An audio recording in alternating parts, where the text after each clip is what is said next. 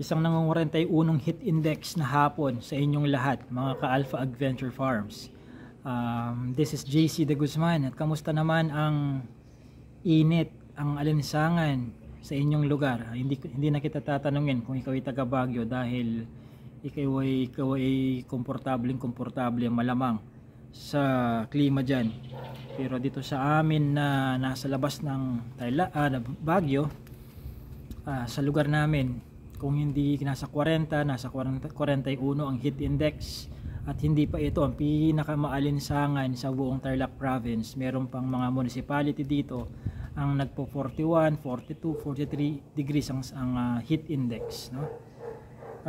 Kamusta kayo? Ang topic natin ay hindi tungkol sa weather forecast, no? Ang topic natin ay tungkol sa kambing, particularly sa mga vitamins, dahil nag-iwan ng comment o katanungan si Jovan Briches Morales. Yan ang comment niya, no, sa YouTube. Ang video na kinomentan niya ay may title na kailan pwedeng magbigay ng vitamin B complex at vitamin A, D, E sa mga kambing. At ito ang kanyang tanong: Sir, pwede ba yung B complex para sa tao na i-inject sa kambing? Gagawin kong pangkalahatan. Yung human vitamins, kahit na anong vitamins na pang tao, pwede ba yan sa kambing? Gawin natin, i-broaden natin, pwede ba yan sa mga pet, sa mga hayop? Vitamins na pang tao, pwede bang ibigay yan sa mga hayop? Alanganin ng oo no? So, alanganin ng oo dahil maaaring magkaroon kayo ng problema pag sinabi kong oo. Although merong ilalaban ng sagot na oo dyan. Alam ko yung mga reasoning ng iba na sasabihin, bakit ako? Matagal ko nang binibigyan ng tiki-tiki ang kambing ko. O yung mga bagong silang kong kambing, hindi naman sila nangingisay. Hindi naman sila nagsimatayan. Bakit yung kambing ko binibigyan ko ng huwag tayong magbabanggit ng ibang brand, sige. Binibigyan ko ng mga multivitamins na pang tao na iniinom ko araw-araw.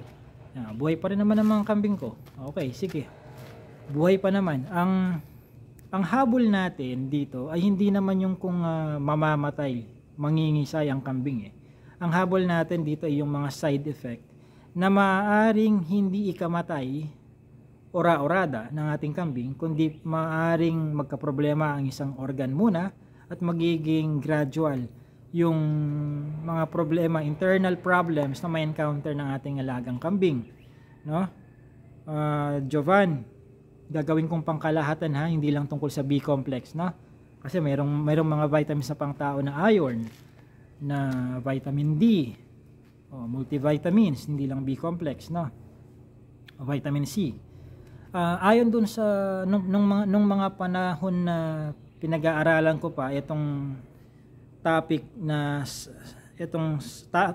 sakop ng tanong mo, Jovan, isa sa mga natutunan ko doon sa mga literature ng mga toxicologists at saka ng mga animal nutritionists, ang sabi doon, ang mga vitamins daw na pang tao ay mayroong RDA na 100%. Anong big sabihin ng RDA? Yan yung recommended dietary allowance. RDA, recommended dietary allowance.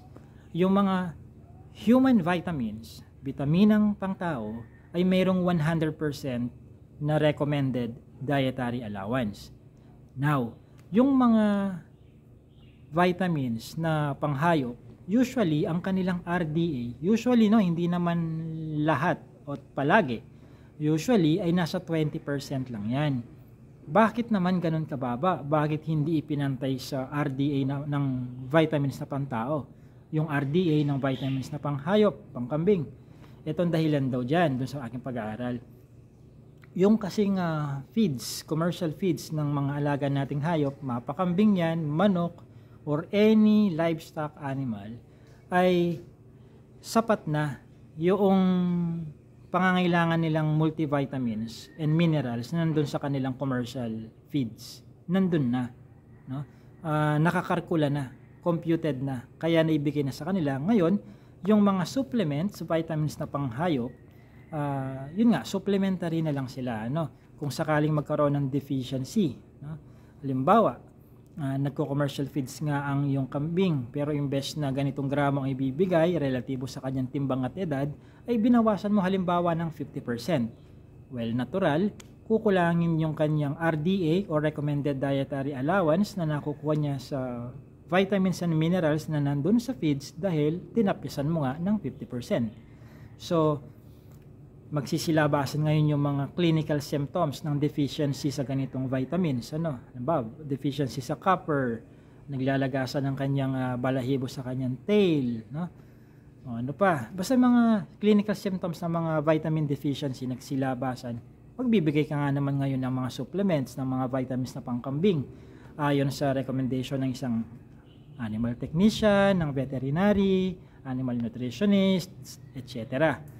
So, yung mga vitamins na iinumin ng mga hayop ay 20% lang ang recommended dietary allowance because mayroong presumption na kompleto na yung RDA na nakukuha nila doon sa mga commercial feeds nila para sa hayop. Okay, ngayong nailatag ko na yan, RDA ng vitamins na pangtao, RDA ng vitamins na panghayop, nailatag ko na yan. Anong problema ngayon kung bibigyan mo siya ng vitamins na pangtao? Ibig sabihin, magkakaroon ng excessive intake of vitamins and minerals doon sa kambing na papainumin mo, Jovan, ng B-complex na pangtao, no? Masosobrahan siya. Ngayon kung masosobrahan, meron bang na-overdose sa vitamins? At laging tandaan, ito, universal principle ito. Too much of good stuff is a bad stuff. Maganda ang pag-exercise sa katawan, no? Pero kung magtatakbo ako dito mula alas 8 ng umaga hanggang alas 5 ng hapon, pananghalian lang ang pahinga. Maliban doon, wala na. Anong mangyayari sa tingin nyo sa init ngayon? O kahit pa hindi mainit magtatakbo ako dito ng alas 8 hanggang alas 12 and then alauna hanggang alas 5. Hindi ko lang alam kung pag inaraw-araw ko yun, hindi makakabuti sa akin yun kahit na maganda ang exercise. Naging exaggerated kasi, di ba? So ano pa bang mga good stuff?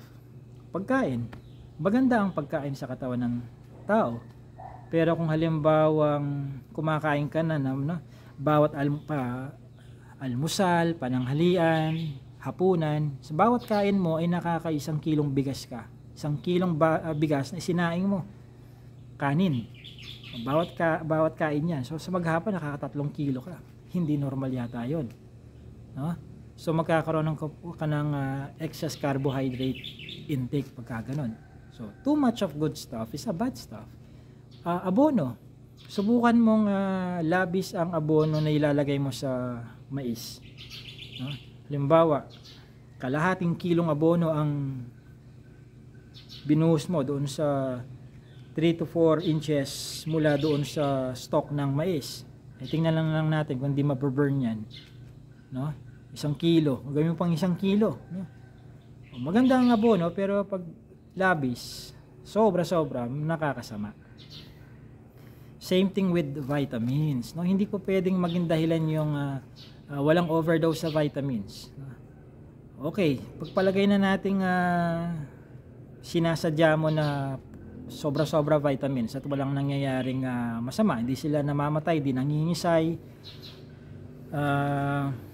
walang abdominal side effect na nangyayari sa kanila, di sila aligaga or walang discomfort, kamusta naman yung gastos? Lalo na kung negosyo ang pagkakambing mo. Yung gastos na ginastos mo doon, kabawasan na sa magiging kita mo. Tingnan mo doon sa anggulong yun. Kung hindi ka nasasaktan doon sa anggulo ng too much of good stuff is a bad stuff, no? Excessive vitamin intake. So, ulitin ko, yung mga vitamins sa pangtao, human vitamins, ay merong kadalasan 100% recommended dietary allowance. Samantalang yung mga panghayop ay may 20% lang usually. Dahil yung kaganapan kaganapan doon para maging 100% yan ay nasa commercial feeds na. Tayong mga tao, hindi naman tayo nagko-commercial feeds na kung saan naka-measure na yung crude protein, crude fiber, crude fat, moisture, calcium, phosphorus. Hindi tayo kumakain ng ganon. Nagugulay tayo, nagkakarni tayo, nag-iisda tayo, iba-ibang isda pa nga kinakain natin, hindi tayo pare-pares ng inuulam. So iba-iba din yung percentage nung vitamins na and minerals na meron sila, no?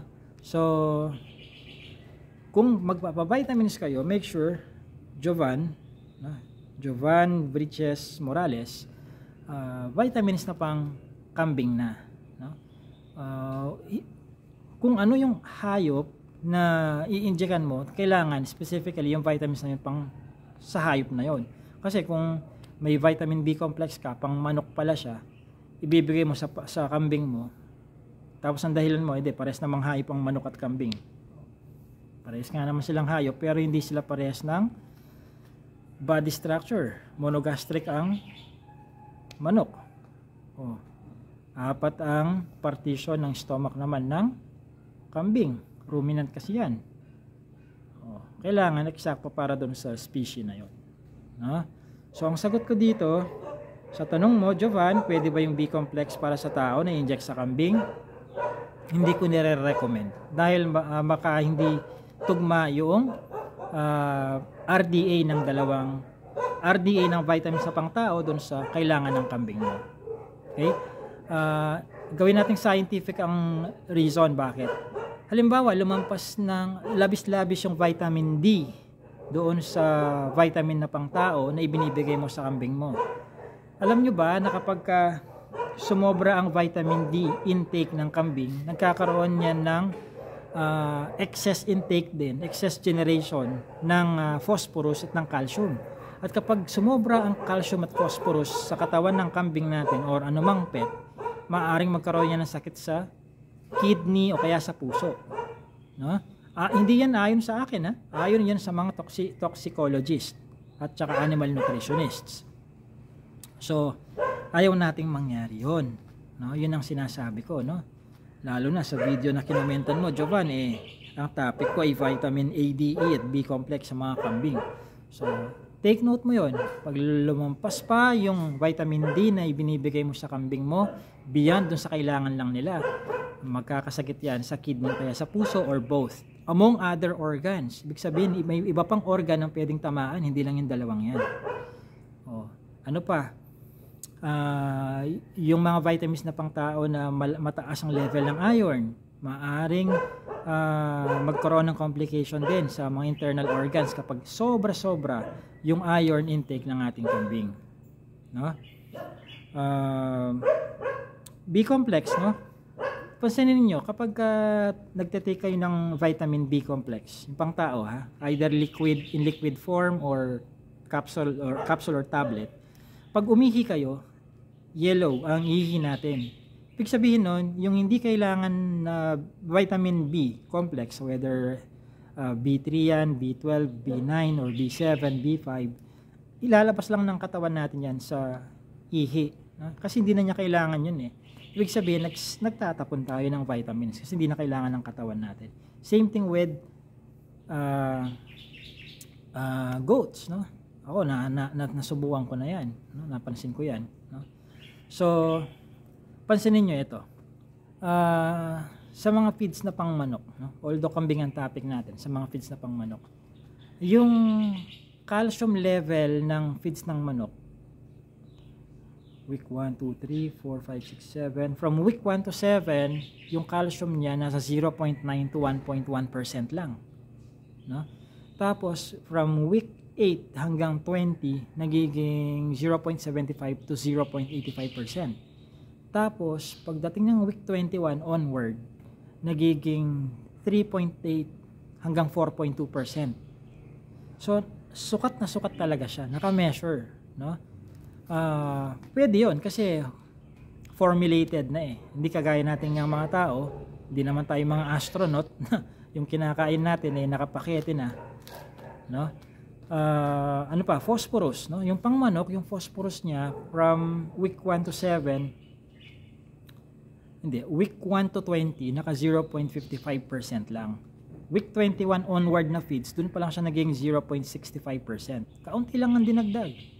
No, kaunting-kaunti lang. So, yan ang sinasabi ko, no? Ibig sabihin, yung mga percentages na yan, yun lang ang kailangan ng hayop na yon, no? So, mag-ingat, no? Huwag gaya-gaya sa iba, no? Na baka sabihin isang dekada ko nang ginagawa, nagbibigay ako ng vitamins sa pangtao sa mga kambing ko, sa mga manok ko, sa mga rabbit, baka, any hayop. Wala namang masamang nangyayari. Yun ang akala natin. Baka hindi natin alam paunti-unti nang nagkakaroon ng problema yung ilan sa mga internal organs ng ating mga alagang hayop, no? Mahirap na. Baka mapagtanto lang natin na tama ang sinasabi ko kapag napangyarihan na tayo ng mga problemang ganyan, no? Mga internal problems sa kambing natin. Okay, Jovan, yun ang sagot sa tanong mo. Sa mga gustong matutunan or mas gustong lumawak pa ang kaalaman sa pag-aalaga ng kambing, hindi lang patungkol sa topic na ito, mag-register po kayo doon sa aking goat farming seminar. Ano? Meron akong goat farming seminar, tinuturo ko doon yung kabuuan ng aking cultural management, no? Mag-register kayo, nandyan sa description ng video yung link, pati module 2 patungkol sa marketing. Mag-register kayo doon sa dalawang modules na yon, and then panoorin nyo yung video na halos nasa 9 na oras kapag pinanood nyo yung dalawang modules na yon. Meron kayong 1 year access. Pagka-register ngayon, may 1 year access kayo. Tapos, pwede nyo i-replay hanggat gusto ninyo, kung kailan nyo gusto. Hindi nyo kailangan mag-file ng vacation leave para lang matuto sa aking seminar dahil pre-recorded ang aking goat farming seminar. Hindi nyo kailangan magbiyahe or bumiyahe. Pagkatapos, kung may follow-up questions kayo, meron kayong 30-day free technical support via email magmula sa araw ng inyong registration. Okay? Kahit gaano pa karami ang tanong ninyo, i-email nyo lang 30 days, no? Within 30 days from your date of registration, at sasagutin ko personally lahat ng tanong ninyo. Whether isa o 100 ang tanong ninyo or more. Meron pang e-certificate upon request. Okay? So, nasa description ng video na to yung link. Click nyo yun. Basahin nyo lahat ng nakasulat doon. Mag-register today. At today din ma-approve ang inyong registration para ma-access nyo na today din ang mga video. So, this has been JC De Guzman of Alpha Adventure Farms.